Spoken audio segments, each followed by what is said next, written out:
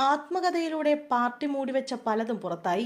EP. ജയരാജനെതിരെ CPM-ൽ അമർഷം പുകയുന്നു. EP. ജയരാജന്റെ ഇതാണെന്റെ ജീവിതമെന്ന ആത്മകഥ പ്രസിദ്ധീകരിച്ചതിന് പിന്നാലെ CPM-ൽ അമർഷം പുകയുന്നു. പാർട്ടി മൂടിവെച്ച വിവാദങ്ങൾ ആത്മകഥയിലൂടെ പരസ്യമാക്കിയതിനാലാണ് അതൃപ്തി.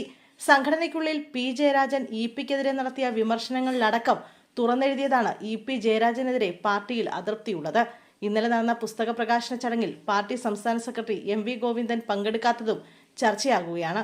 പി ജയരാജനും പങ്കെടുത്തിരുന്നില്ല. സാധാരണയായി CPM-ലെ സംഘടനാപരമായ ചർച്ചകൾ ഉണ്ടായാൽ അക്കാര്യം നേതാക്കളൊന്നും പുറത്തു പറയാറില്ല. അതൊക്കെ മാധ്യമങ്ങളിൽ വന്ന വാർത്തകൾ മാത്രമാണെന്ന് പറഞ്ഞ് തള്ളുകയാണ് ചെയ്യാറുള്ളത്.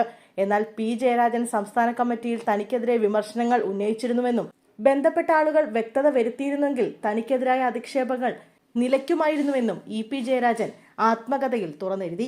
പുസ്തക പ്രകാശന ചടങ്ങിൽ PK കുഞ്ഞാലിക്കുട്ടി, PS ശ്രീധരൻപിള്ള, പന്ന്യൻ രവീന്ദ്രൻ തുടങ്ങിയ ഇതര പാർട്ടി നേതാക്കളടക്കം പങ്കെടുത്തിരുന്നു. എന്നാൽ പി ജയരാജനും MV ഗോവിന്ദനും അടക്കം പരിപാടിയിൽ പങ്കെടുത്തിരുന്നില്ല. 3 മാസം മുമ്പ് പി ജയരാജന്റെ പുസ്തക പ്രകാശനത്തിൽ ഇ.പി. ജയരാജൻ പങ്കെടുത്തിരുന്നു. എന്നാൽ പി ജയരാജനെ ഇ.പി.യുടെ പുസ്തക പ്രകാശന ചടങ്ങിലേക്ക് ക്ഷണിച്ചിരുന്നില്ല.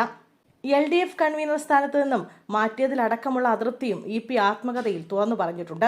അതേസമയം ആത്മകഥയിൽ തനിക്ക് എല്ലാം പറയാൻ കഴിഞ്ഞിട്ടില്ലെന്ന് ഇ.പി. ജയരാജൻ പറഞ്ഞു. ഒരു പുസ്തകം കൂടി എഴുതണമെന്നുണ്ട്. ഒരുപാട് തെറ്റിദ്ധാരണകളും വ്യക്തിഹത്യകളും നേരിട്ടു.